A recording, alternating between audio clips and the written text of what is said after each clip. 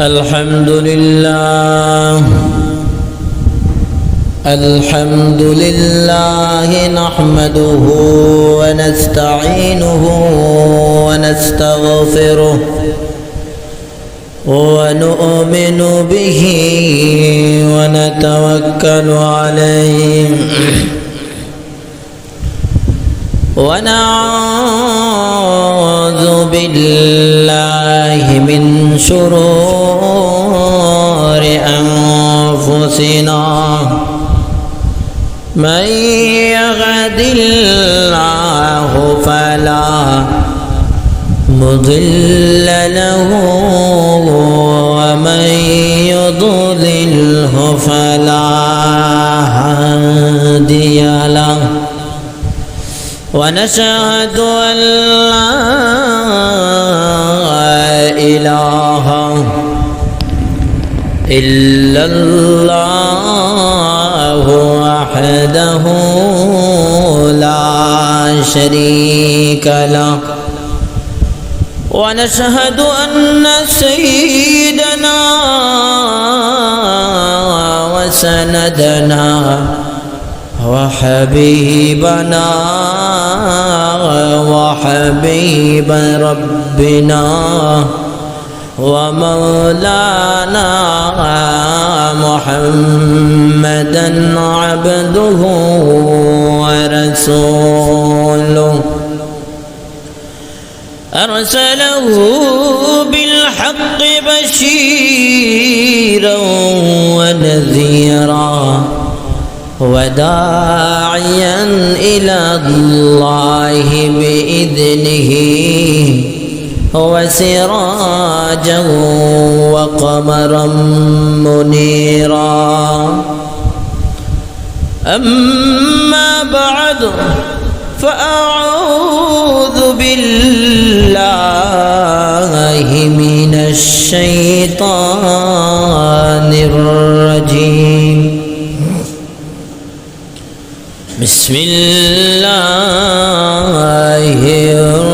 الرحمن الرحيم إن أول بيت وضع للناس الذي ببكة مباركا وهدى للعالمين فيه آيات بينات مقام إبراهيم ومن دخله كان آمنا ولله على الناس حج البيت من استطاع إليه سبيلا ومن كفر فإن الله غني عن العالمين وقال تعالى لن ينال الله لحومها ولا دماؤها ولكن يناله التقوى منكم كذلك سخرها لكم لتكبروا الله على ما هداكم وبشر المحسنين وقال تعالى فلما بلغ معه السعي قال يا بني إني أرى في المنام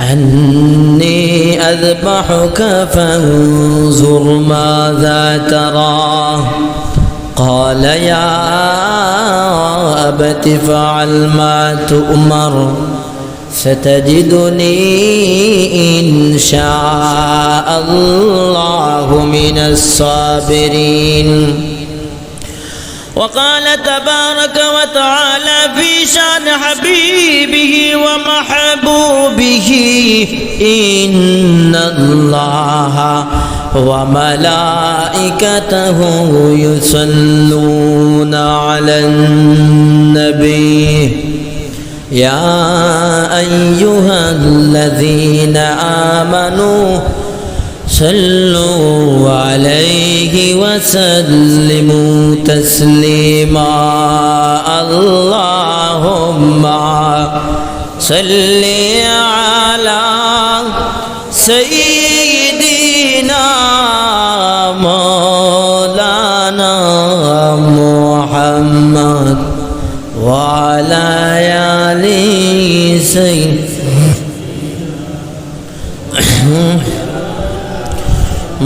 محمد اللهم صل على سيدنا مولانا محمد وعلى آل سيدنا مولانا محمد দিবানিশি মনে রে আমার আর দিও না যন্ত্রণা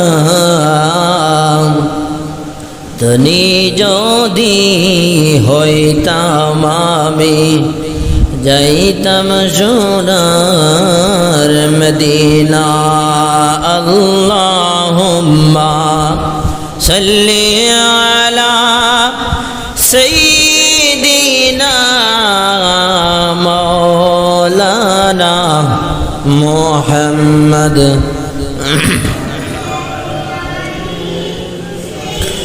دينا مولانا محمد بلغ العلا بكماله كشف الدجى بجماله حسنت جميع خصاله صلوا عليه وآله नहीं दो जहां में मिसाल मोहम्मद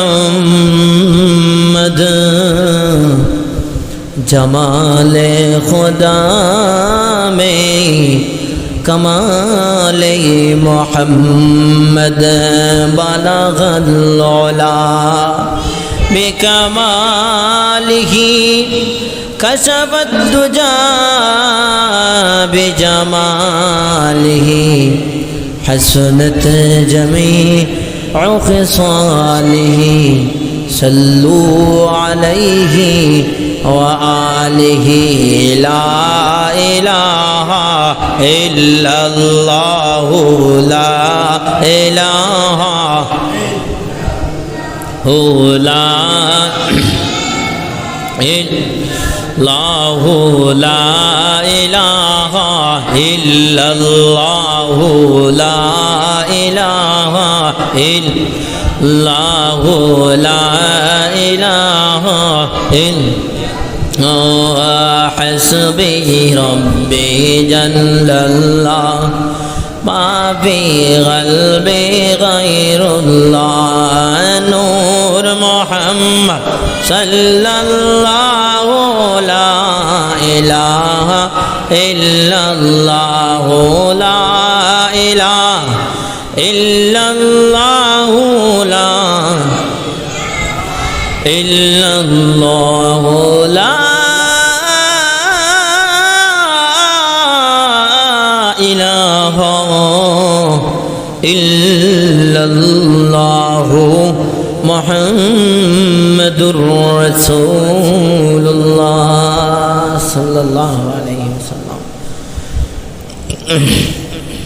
الحمد لله আল্লাহ পাক রব্বুল আলামিনের দরবারে অসংখ্য গণিত শুকর আর সুজুদ যে আল্লাহ তাআলা আপনাকে আমাকে মুবারকময় মাসে মুবারকময় দিনে আল্লাহ তাআলা আল্লাহর ঘর মসজিদে আপনাকে আমাকে সর্বপ্রথম আসার বসার কথাবার্তা বলার এবং শোনার তৌফিক দান করেছেন আমরা অন্তরের অন্তঃস্থল থেকে শুকরিয়া আদায় করি, বলি আলহামদুলিল্লাহ।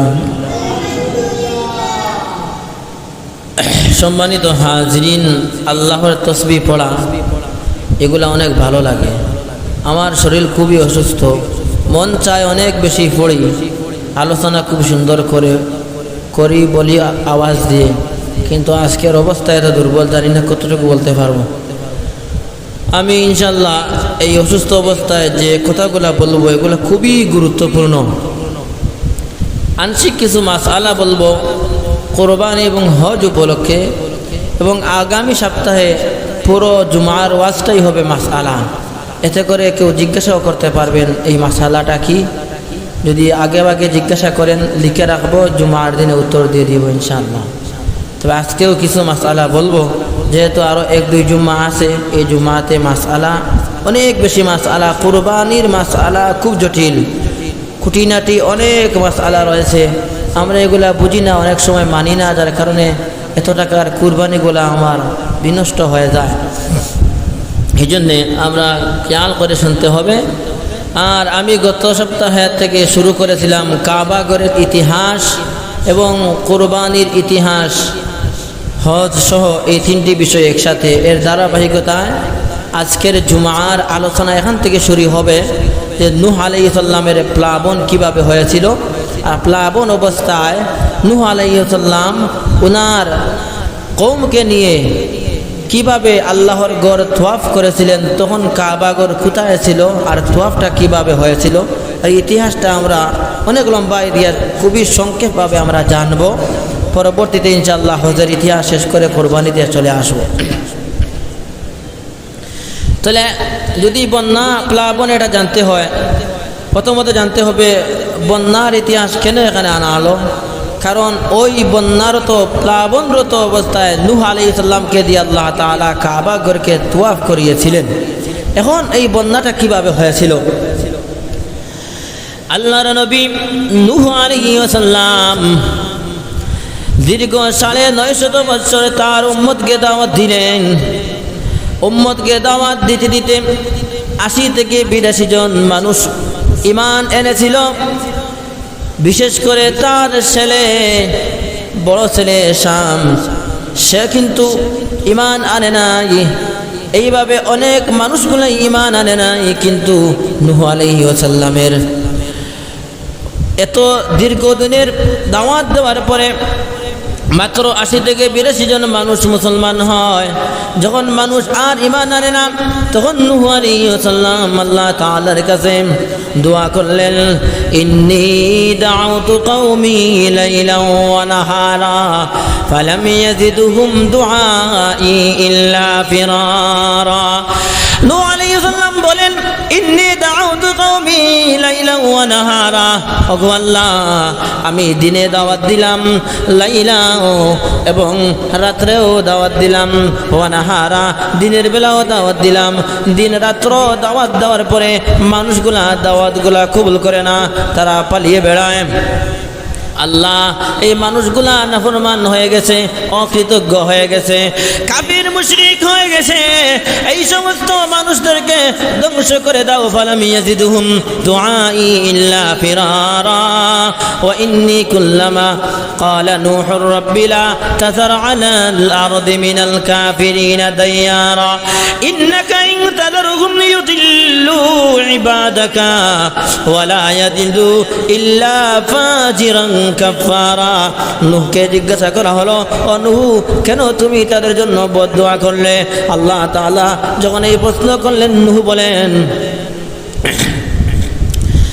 যে যদি তাদের বিষয়ে আমি বদদুয়া না করি তাহলে এত সংখ্যক মানুষ বেঈমান কাফের হয়ে গেছে। আমি যখন পৃথিবী থেকে চলে যাব, যখন তাদেরকে আর দাওয়াত দেওয়ালা কেউ থাকবে না, তখন নাফরমানি করতে করতে, গুনাহ করতে করতে আপনার জমিনকে তার নাপাক করে ফেলবে। এই জন্য আমি আমার কওমের জন্য বদদুয়া করে দিলাম। আল্লাহ তাআলা নবীর দোয়াকেও কবুল করেন, বদদুয়াকেও কবুল করেন। ঠিক তেমনি ভাবে মায়ের দোয়াকেও কবুল করেন, মায়ের বদদুয়াকেও কবুল করেন। যাই হোক, এদিকে লম্বা কথা, আল্লাহ তাআলা নূহ নবীর বদদুয়াকে কবুল করলেন। বদদুয়া করার পরে আল্লাহ তাআলা যেহেতু এই জাতিকে ধ্বংস করে দিবেন, শেষ করে দিবেন, একেবারে ম্লান করে দিবেন, এই জন্য ধ্বংস করার মতো ধ্বংস যে করবেন, এই ধ্বংস করার একটা সিস্টেম, একটি প্ল্যান বাতিয়ে দিলেন। আল্লাহ তাআলা বললেন, ও নবী, আমি তোমার জাতিকে ধ্বংস করব, কিন্তু একেবারে নয়। যারা নাকি মুসলমান হয়েছে এর মধ্য থেকে একজন নারী, একজন পুরুষ, এইভাবে মানুষ সব প্রাণীগুলা একজন নারী, একজন পুরুষ তোমার কিস্তির মধ্যে উঠাইতে হবে। এইভাবে তুমি কিস্তি নিয়ে তাদেরকে আত্মরক্ষা করে থাকতে হবে। তাহলে প্রথমত কিস্তি বানাইতে হবে। নূহ আলাইহিস সালামকে যখন সিস্টেম বাতাইয়া দিলেন আল্লাহ তাআলা, নূহ আলাইহিস সালাম প্রশ্ন করলেন, ও আল্লাহ, কিস্তি আমি কিভাবে বানাইব, কি দিয়ে বানাইব? নূহ আলাইহিস সালাম যখন জিজ্ঞাসা করলেন, আল্লাহ তাআলা বলেন, মিন খাশা, তুমি কাঠ দিয়ে কিস্তি বানাও, কাঠ দিয়ে অর্থাৎ গাছ দিয়ে তোমার নৌকা বানাও। নূহ আলাইহিস সালাম বললেন, সেটা কোন কাঠ? আল্লাহ তাআলা বলেন, খাশাইস, শাল গাছ, অর্থাৎ আরবিতে এটাকে শাল বলা হয়, এটাকে সেগুন গাছ বলে আমরা চিনি। ওই গাছ দিয়ে, ওই গাছের কাঠ দিয়ে আপনি কিস্তিটা বানান, নৌকাটা বানান। নূহ আলাইহিস সালাম প্রশ্ন করলেন, ওগো আল্লাহ, আমি যে নৌকাটা বানাইব, ওই নৌকাটা বানাইতে হলে যে গাছের প্রয়োজন, ওই গাছ তো আমার কাছে নেই। আল্লাহ তাআলা সাথে সাথে জিবরাইল আলাইহিস সালামকে পৃথিবীর মধ্যে পাঠিয়ে দিলেন। তার মাধ্যমে সর্বপ্রথম পৃথিবীর ইতিহাসে শাল গাছ অর্থাৎ সেগুন গাছটি নূহ আলাইহিস সালামের জমানায় আবিষ্কার হয়।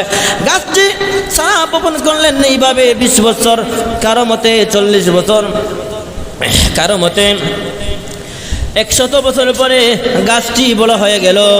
বড় হওয়ার পরে সেটা কাটা হলো। কাটা হওয়ার পরে নৌকা বানানোর প্রস্তুতি নিলেন। নৌকা বানানোর প্রস্তুতি নেওয়ার সময় নূহ আলাইহিস সালাম প্রশ্ন করলেন, ওগো আল্লাহ, আমি যে নৌকা বানাইব এটা কতটুকু লম্বা হবে, কতটুকু চওড়া হবে?